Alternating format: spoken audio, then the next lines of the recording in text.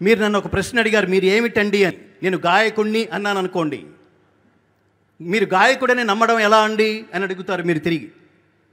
అప్పుడు నేను ఒక పాట పాడుతాను, ఏ కృష్ణ అన్నాను అనుకోండి, అవునండి కరెక్టే, మీరు పాడుతున్నారు, మీరు బాగా పాడుతున్నారు, మీరు గాయకుడే అని నమ్మేస్తారు మీరు. ఇప్పుడు నేను మిమ్మల్ని అడుగుతాను, మీరు హిందువులా అని అడిగారు, ఎస్ అన్నారు. మీరు ఎలా నిరూపించుకుంటారో చెప్పండి అని అడిగాను, ఏం చెప్తారో చెప్పండి, ఎంతమంది చెప్పగలరో చెప్పండి.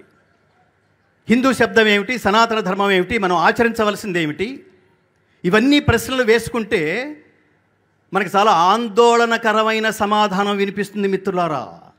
నేను ఇందాక చెప్పాను, ప్రపంచంలో మిగతావన్నీ మతాలే, మతాలకు జాడ్యం ఉంది. అవేమిటంటే మీరు వేరు మేము వేరు అని చెప్పటం.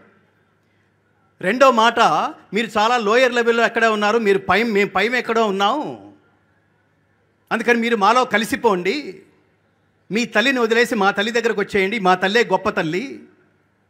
దీని పేరు కన్వర్షన్ అని. అంటే పాపం అమాయకులు, వీళ్ళని గొర్రెలు అంటూ ఉంటాం, అమాయకులు పాపం ఊళ్ళకి గోదావరి జిల్లాలో దాదాపుగా 40% పైగా ప్రతిరోజు 5% అలా పెరుగుతోంది కన్వర్షన్ సంఖ్య.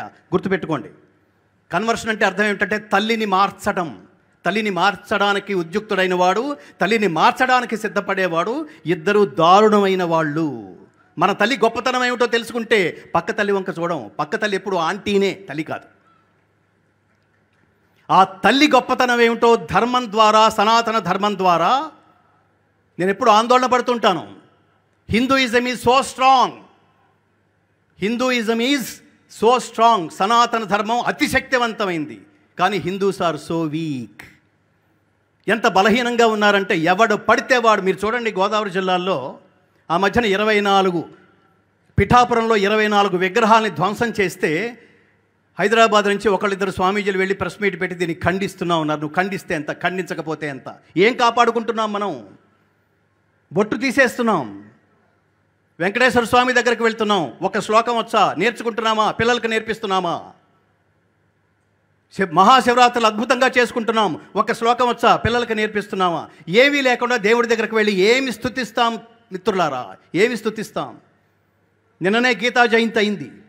మీరు చూడండి, ప్రపంచంలో ఏ పుస్తకానికి పండగ, పుట్టినరోజు పండగ అనేది లేదు మిత్రులారా, జరపడం అనేది లేదు. ఒక్క భారతదేశంలో మాత్రమే, ఒక్క భగవద్గీత మాత్రమే శ్రీకృష్ణుడు అర్జునుడికి బోధించిన మార్గశిర శుద్ధ ఏకాదశి నాడు శ్రీకృష్ణుడు అర్జునుడికి బోధించిన భగవద్గీత పుస్తకం పుట్టినరోజు నిన్న ఘనంగా జరుపుకున్నాం.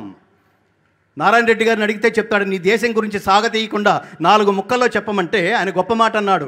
నా దేశం భగవద్గీత, నా దేశం అగ్ని పునీత సీత, నా దేశం కరుణాంతరంగా, నా దేశం సంస్కార గంగా.